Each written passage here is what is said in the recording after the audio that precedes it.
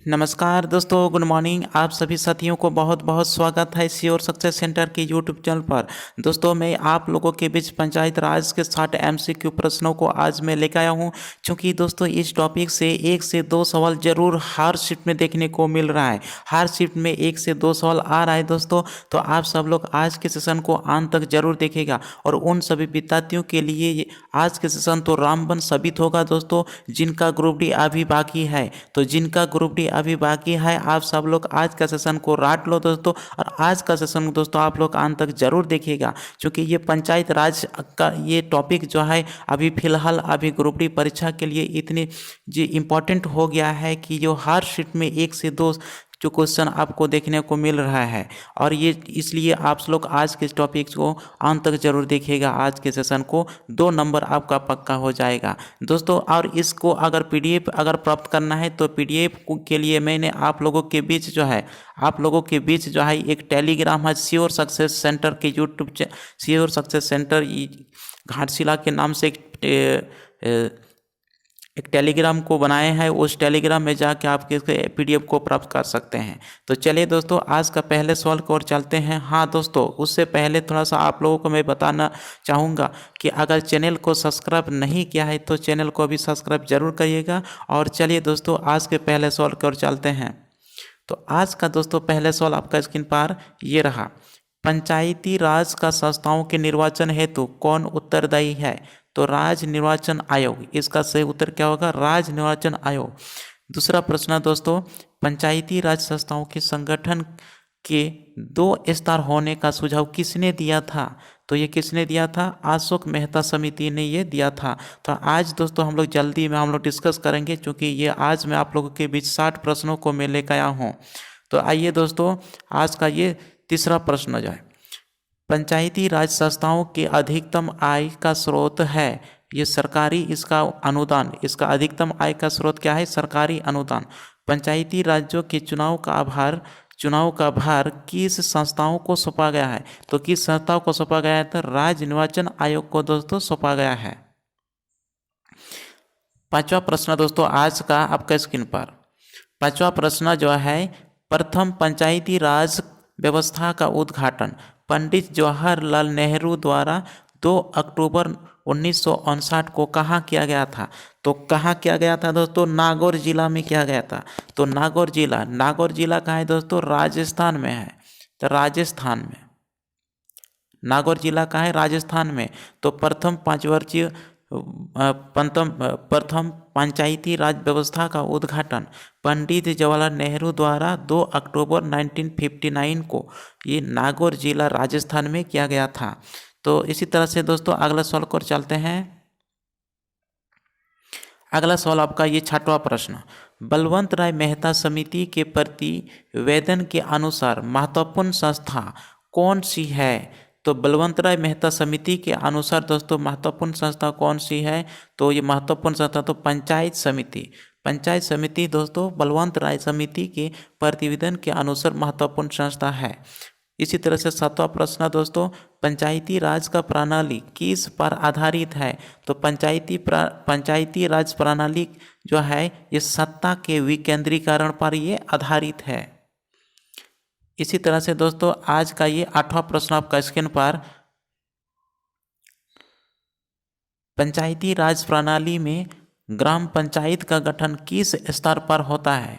तो ग्राम पंचायत का जो गठन दोस्तों ग्राम स्तर पर ये होता है। पंचायती राज का क्या प्रदान करता है? पंचायती राज क्या प्रदान करता है? ये तो पंचायती राज दोस्तों स्थानीय स्तर पर लोकतांत्रिक प्रशासन को प्रदान करता है। इसी तरह से दोस्तों आज का ये 10वां प्रश्न, पंचायती राज का विषय किस सूची में है? ये पंचायती राज का विषय दोस्तों राज्य सूची के अंतर्गत आता है। पंचायती राज संस्थाएं अपनी निधि हेतु किस पर निर्भर रहती है? तो ये सरकारी अनुदान पर ये निर्भर रहती है दोस्तों। अगले सवाल पर चलते हैं दोस्तों, पंचायती राज संस्थाओं के उच्चतम स्तर पर कौन है? तो पंचायती राज संस्थाओं के उच्चतम स्तर पर कौन है दोस्तों? जिला परिषद। तो जिला परिषद दोस्तों पंचायत राज के सबसे ऊंचा स्तर पर होता है। सबसे ऊंचा स्तर पर कौन सा है? जिला परिषद। पंचायती राज संस्थाओं के अनुसार अनु निम्नतर स्तर पर कौन है? सबसे नीचे स्थान में पंचायती राज व्यवस्था कौन है दोस्तों? ग्राम सभा, वो पंचायत, ये सबसे निम्न स्तर है। इसी तरह से दोस्तों नेक्स्ट सवाल पर देखते हैं 14 नंबर प्रश्न। दोस्तों पंचायती राज संस्थाओं के निर्वाचन हेतु कौन उत्तरदायी होती है? तो राज्य निर्वाचन आयोग इसकी उत्तरदायी होती है।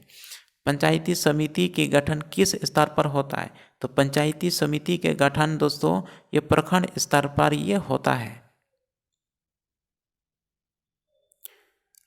इसी तरह से दोस्तों आज का ये 17 और 18 प्रश्न आपके स्क्रीन पर आ जाए। 16 और 17 प्रश्न देखिए। पंचायती राज पर राज्य सरकार का प्रतिनिधित्व कौन करता है? तो पंचायत स्तर पर राज्य सरकार का प्रतिनिधित्व कौन करता है? ग्राम प्रधान करता है दोस्तों। पंचायत स्तर पर कौन जो है प्रतिनिधित्व करता है? ग्राम प्रधान करता है। और पंचायती राज का मुख्य उद्देश्य क्या है? तो पंचायती राज का मुख्य उद्देश्य जनता को प्रशासन में भागीदारी योग्य बनाना इसका मुख्य उद्देश्य है। इसी तरह से दोस्तों आप नेक्स्ट सवाल पर चलते हैं। ये 18 नंबर प्रश्न। पंचायती राज को किसके स्वशासन की इकाई के रूप में ये संगठित किया गया है? तो किसके किसकी इकाई के रूप में संगठित किया गया है दोस्तों? ये राज्य के नीति निदेशक तत्व की इस इकाई में ये संगठित की गई है। पंचायती राज प्रणाली कहाँ नहीं है? तो पंचायती राज प्रणाली अरुणाचल प्रदेश में दोस्तों नहीं है। इसी तरह से दोस्तों आप ये 20वां और 21वां प्रश्न आप देखिए आपका स्क्रीन पर। पंचायती राज का कार्यकाल कितने वर्ष का होता है? तो पंचायती राज का कार्यकाल 5 वर्ष का ये होता है। 5 वर्ष में फिर दोबारा फिर चुनाव होता है। पंचायत के कार्यकाल का आरंभ कब से माना जाता है? तो पंचायत का कार्यकाल का आरंभ जो है कब से माना जाता है? तो पंचायत के प्रथम अधिवेशन के लिए नियत तारीख से होता है। जो प्रथम बैठक जो होता है पंचायत का, उस समय से ये इसका कार्यकाल शुरुआत होता है।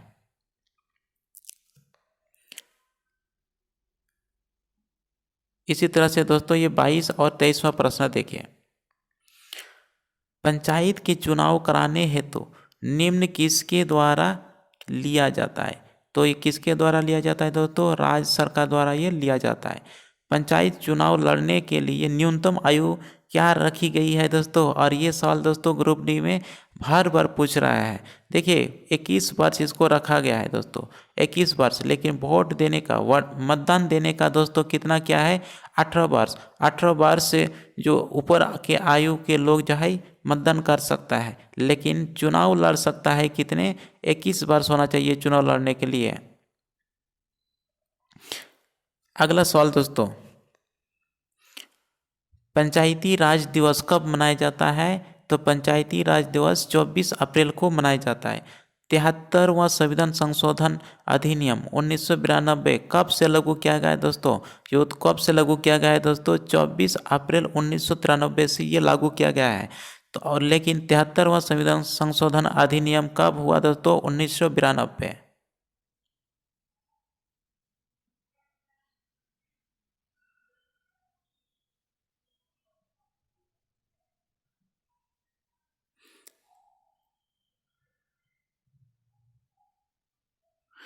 इसी तरह से दोस्तों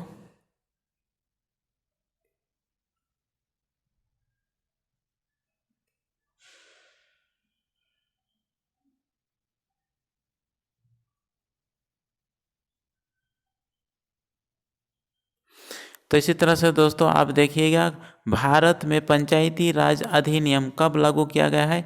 तो 25 अप्रैल 1993 को ये लागू किया गया है। इसी तरह से 27वां प्रश्न दोस्तों, भारत में पंचायती राज प्रणाली का शुभारंभ कब और कहाँ हुआ? तो 2 अक्टूबर 1959 ईस्वी को, 2 अक्टूबर 1959 को ये नागौर जिला, राजस्थान का नागौर जिला में इसका उद्घाटन किया गया है, शुभारंभ किया गया है।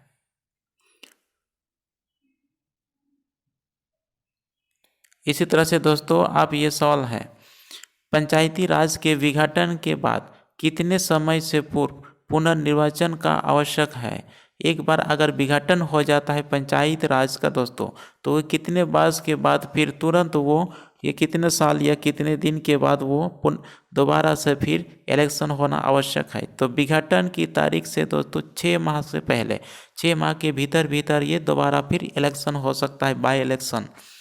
भारत में पहला नगर निगम कहाँ स्थापित हुआ था। तो नगर निगम कहाँ स्थापित हुआ था, चेन्नई में। और ये दोस्तों वेरी वेरी इंपॉर्टेंट करिएगा, ये सवाल दोस्तों 3-4 बार ग्रुप डी भी इस बार पूछा गया है।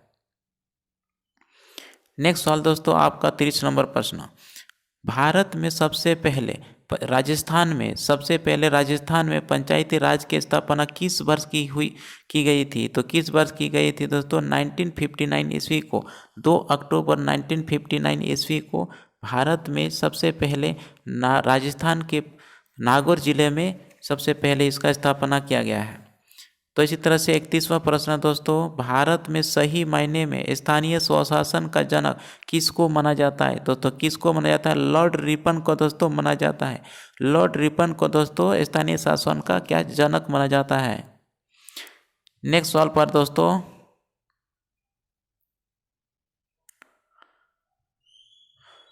भारत में सामुदायिक विकास कार्यक्रम कब आरंभ हुआ। तो भारत में सामुदायिक विकास का कार्यक्रम आरंभ जो हुआ 2 अक्टूबर 1959 को 1952 को हुआ है दोस्तों, 1952 को हुआ है। नेक्स्ट सवाल है दोस्तों, भारतीय संविधान के अनुच्छेदों में से कौन सा अनुच्छेद राज्य सरकारों को ग्राम पंचायत को संगठित करने का निर्देश दिया है। तो कौन सा अनुच्छेद दोस्तों, अनुच्छेद 40 के दोस्तों ग्राम पंचायत को गठन करने का उल्लेख किया गया है। इसी तरह से दोस्तों अब नेक्स्ट सवाल दोस्तों आपका 32 नंबर और 33 नंबर प्रश्न आप देखिए। 32-33 नंबर प्रश्न देखिए दोस्तों आपका स्क्रीन पर, भारत में सामुदायिक विकास कार्यक्रम कब प्रारंभ हुआ। तो 2 अक्टूबर 1952 को। भारतीय संविधान के अनुच्छेदों में से कौन सा अनुच्छेद राज्य सरकारों को ग्राम पंचायत को संगठित करने का निर्देश दिया है। तो इसका 40 होगा।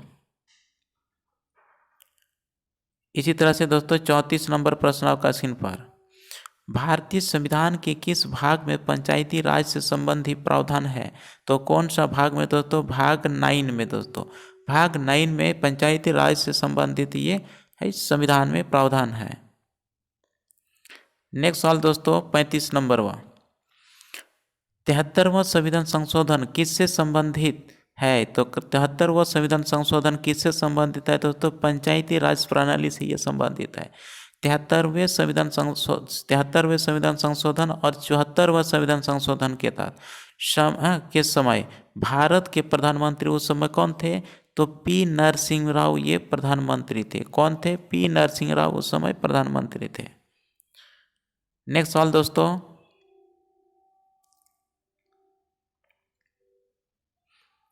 अगला सवाल, 73वां संविधान संशोधन अधिनियम 1992 का मुख्य उद्देश्य क्या है। तो 73वां संविधान संशोधन अधिनियम 1992 का मुख्य उद्देश्य पंचायती राज व्यवस्था को संवैधानिक दर्जा प्रदान करना इसका मुख्य उद्देश्य था। 73वां संविधान संशोधन अधिनियम 1992 किस वर्ष पारित किया गया है। तो 1993 को ये पारित किया गया है। अगला सवाल दोस्तों, 73वां संविधान संशोधन द्वारा पंचायत संबंधी प्रावधान का संविधान के किस भाग में जोड़ा गया। तो कौन सा भाग में दोस्तों, भाग 9 में। 73वां संविधान संशोधन में पंचायतों को कौन से मुख्य कार्यों की जिम्मेदारी सौंपी गई है। तो कौन सा मुख्य कार्य दोस्तों, कौन सा मुख्य कार्य को सौंपी गई दोस्तों, ये कौन सा, सामाजिक न्याय और आर्थिक विकास के कार्यों को सौंपा गया है।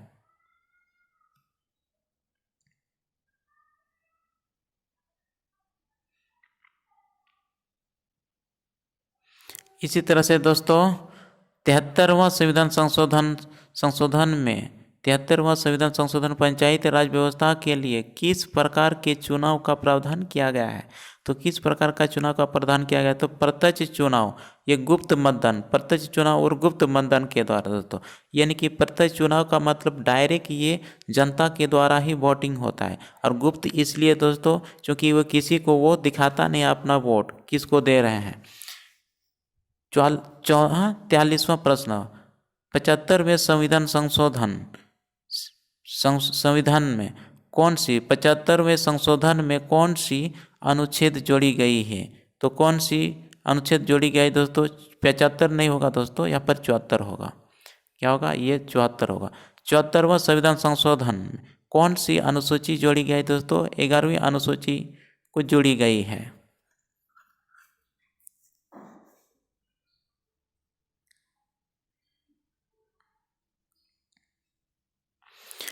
अब नेक्स्ट सवाल दोस्तों, एक विकास खंड का पंचायत समिति कैसी होती है?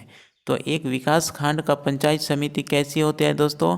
एक प्रशासकीय अभिकरण होती है। किस अनुसूची में दर्ज विषयों के लिए पंचायतों को शक्तियां हस्तांतरित करने हेतु अधिकृत किया गया है? तो कौन से शक्तियों के लिए दोस्तों अधिकृत की गई? 11वीं अनुसूची के दोस्तों 11वीं अनुसूची किस अनुसूची में दर्ज विषयों के लिए पंचायतों को शक्तियां हस्तांतरित करने हेतु अधिकृत किया गया है? तो कौन सा अनुसूची दोस्तों? 11वीं अनुसूची में। इसी तरह से नेक्स्ट सवाल दोस्तों 47 और 48 प्रश्न, किस राज्य में पंचायत राज प्रणाली नहीं है? तो कौन सा राज्य में दोस्तों? अरुणाचल प्रदेश में कोई पंचायत राज नहीं है। किस संशोधन में महिलाओं के लिए ग्राम पंचायत में 1/3 सीटें आरक्षित की गई है? तो कौन सा जो है संविधान संशोधन के तहत 73वां संविधान संशोधन के तहत महिलाओं के लिए राज्य पंचायत में जो 1/3 सीटें का आरक्षित की गई है। इसी तरह से नेक्स्ट सवाल दोस्तों ये रहा, किसकी सिफारिश पर भारत में पंचायत राज व्यवस्था की स्थापना की गई है? तो किसकी सिफारिश के तहत दोस्तों? बलवंत राय मेहता की सिफारिश पर भारत में राज्य पंचायत व्यवस्था का गठन की गया है।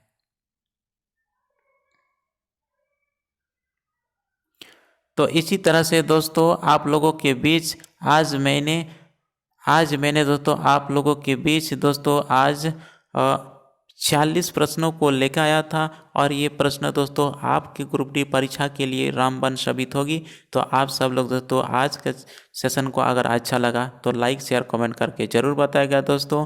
और दोस्तों अगर चैनल को सब्सक्राइब नहीं किया है तो चैनल को सब्सक्राइब जरूर करिएगा दोस्तों। और इसी तरह से हम लोगों का वीडियो सिलसिला चलते रहेगा, अब आते रहेगा। तो आप सब लोग बस इसको पाने के लिए चैनल को सब्सक्राइब करके रखिएगा, और साइड में अगर बगल में जो बेल बटन है उस बेल बटन को भी दबा के रखिएगा। तो दोस्तों इसी तरह से मैं आप लोगों के बीच जब तक ये परीक्षा ख़त्म नहीं हो तब तक आप लोगों के बीच जो है महत्वपूर्ण प्रश्नों को मैं लेके आते रहूँगा।